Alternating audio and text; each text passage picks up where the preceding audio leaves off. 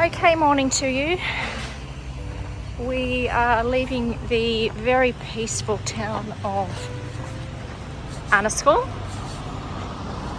Noting that there's actually 3 pubs in town, but 2 of them are closed, I think, for various reasons. It's good to know. And it is a sleepy little place, however. The people here are absolutely lovely, as per usual, and we had a really nice stay in the Old Anchor Inn. And I thought my Goldilocks bed was in the last place, but this is definitely, I've just had my Goldilocks bed experience here because I slept like a log. And honestly, today I feel like I could sleep for 6 days. Feeling a little bit unsettled this morning, and I think it's just the bouncing from place to place which is messing with me just a little bit today. But we're out, we're walking, it's fresh, it's cool, and there's a lot of other walkers out. Well, a lot. When I say a lot, there'd be 10. We all stayed in the same place, and so just about everyone's on the trail now, I think. So we are on our way. And this is Tom Crean. So he's a really big deal around here. He still has family in this area, and it looks like he was from Annascaul. I wasn't actually sure where he was from, but he was one of the early Antarctic explorers. There's pubs that are dedicated to him. There's a brewery, there's all sorts of different things. And I was listening to someone in the pub last night, and they said that he still does have family here. So yeah, he was part of Ernest Shackleton's expedition. And I really love this inscription on the side here, an ordinary man who did so many extraordinary things. And then down the bottom here, endurance. I really feel some sort of affinity to him right now, you know. It's amazing.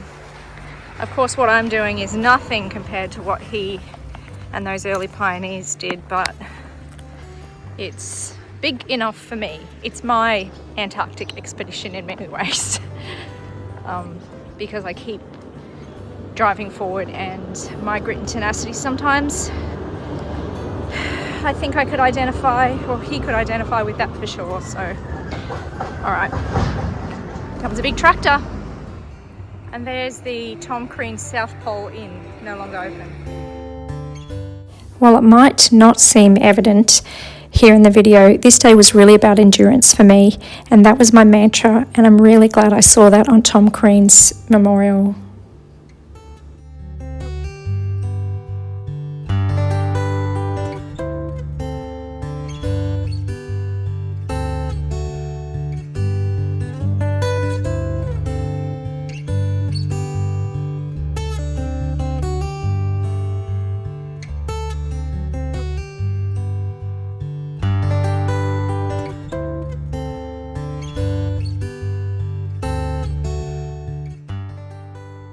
It's a really good view of the patchwork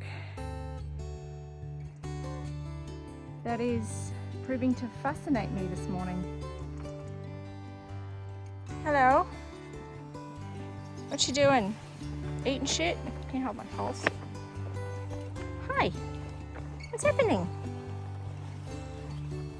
Is it alright to say hello? Hello. Hello. Alright, I'll leave you alone now. Thanks for the pet.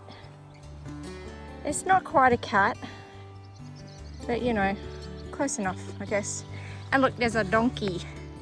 A donkey. And it looks like they live in that house. It's kind of cool. They've got bathtubs there with water. Living the dream. Okay, bye. Bye. See ya. Have a good day.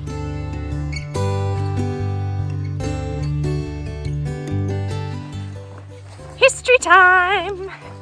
That's Maynard's Castle. I wonder if we can wander up there and have a little look. I'm gonna give it a crack. All right, looks small on the screen to you, but it looks huge to me.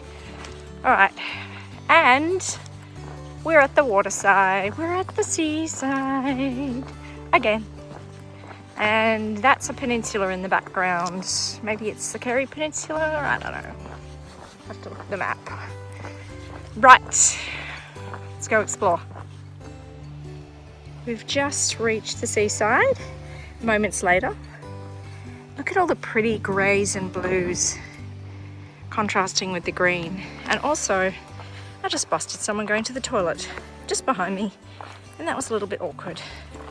But such is life, because there's a bench up there and that's where I wanted to sit and contemplate things for a moment.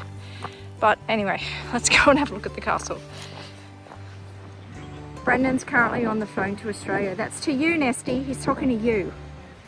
But look at this, gorgeous.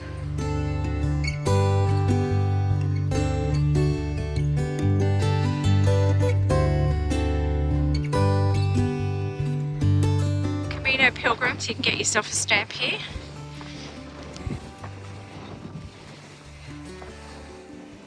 That is quite imposing, like as you get closer up to it, because it just looks like a big square thing, but it's right there on the headland, or this tiny little cove.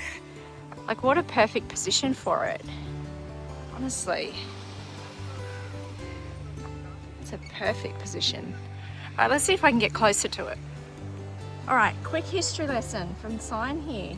So Kilmuir Bay is of great geological interest for two main reasons.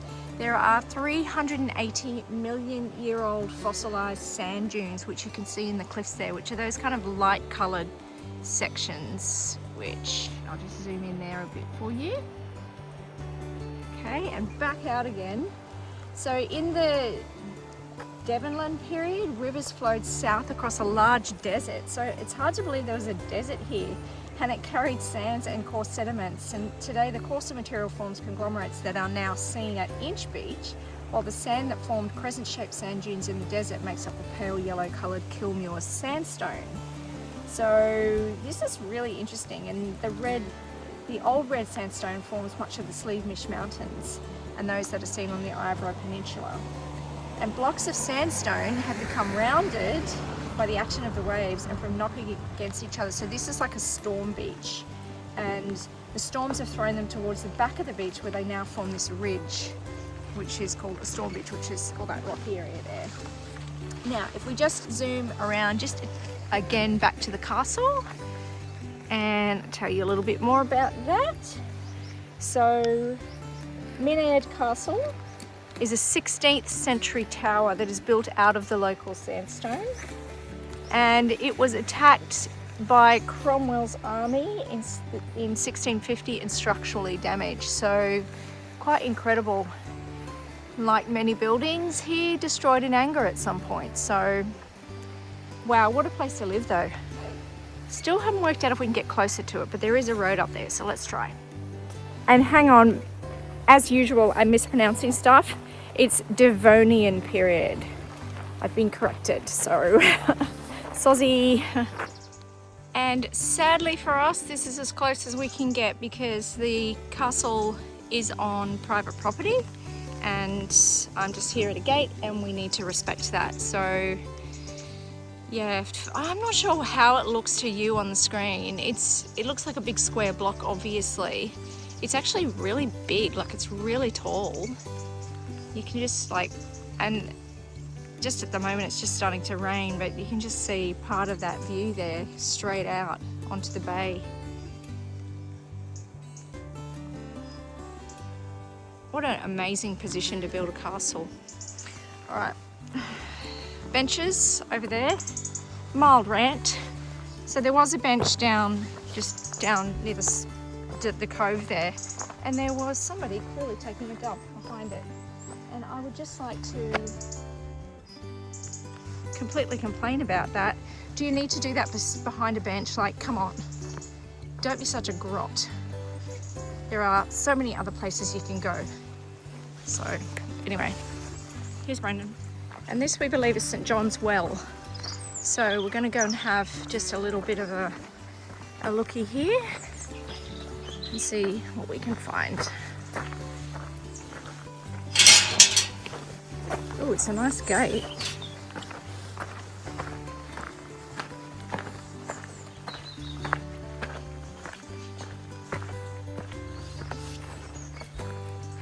I'll bring you back when we get there. Alright, here we go. Oh right, it's just here. You can see all the ribbons, as is customary in these places.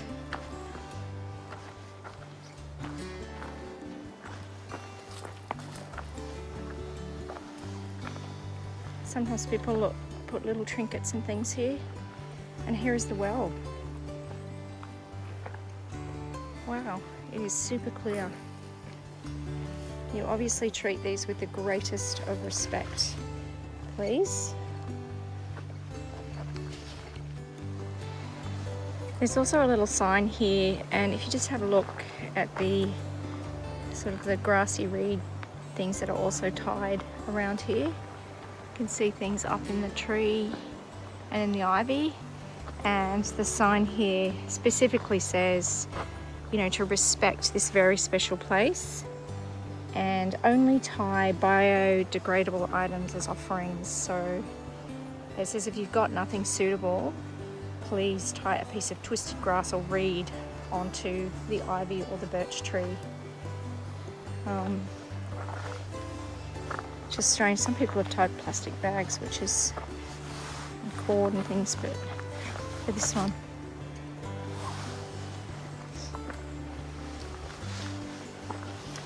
That is St. John's Well, right opposite the castle. So it's time to get back on the trail, which is only about 50 metres away. And that's the first well that we've gotten up close and personal with in our 3 or so weeks of walking, maybe a little bit longer. And it was a really lovely one. Very, very nice. Peaceful and beautiful. Right, back on trail. And the patchwork just continues. Miles and miles, as far as the eye can see, in stark contrast to the mountains. I'm not gonna lie, today it's been a fair bit of kind of like, it's undulation, but a fair bit of climbing, and I don't know, because I'm just feeling a little unsettled. Maybe that's why I'm finding it a bit of a grind. It really is feeling grindy today. So you have days like this though, and that's the important thing to note, is that it does pass, and this too shall pass. In the meantime though, I continue through on the lovely Dingle Way. We've had there's a tiny bit of rain coming down on me right now. It's all right. And we're nearing the halfway point.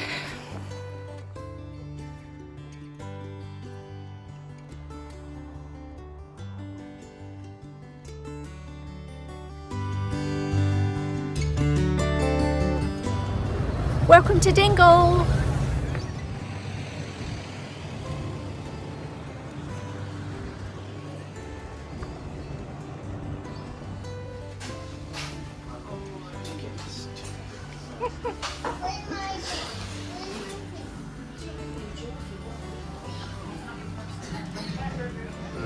Okay, I have high hopes here that this is going to redeem our fish and chips experience from Hoth, however you say it.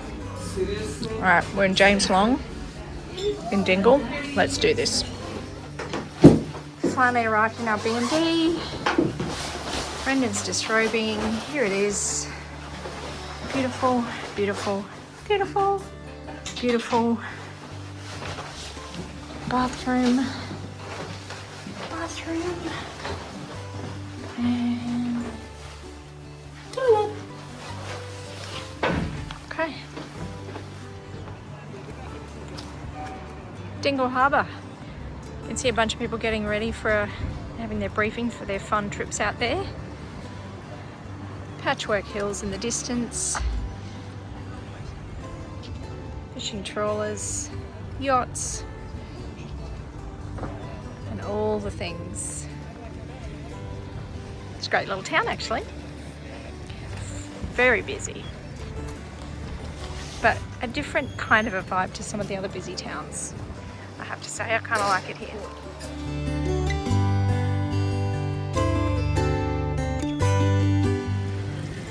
This sculpture is called Undertow. All right, we're gonna go for a little walk to the distillery where they make gin and whiskey and vodka. And so far, you're on the edge of town, kind of, and you see quirky stuff like this, which I truly love. So whimsical. Very cute.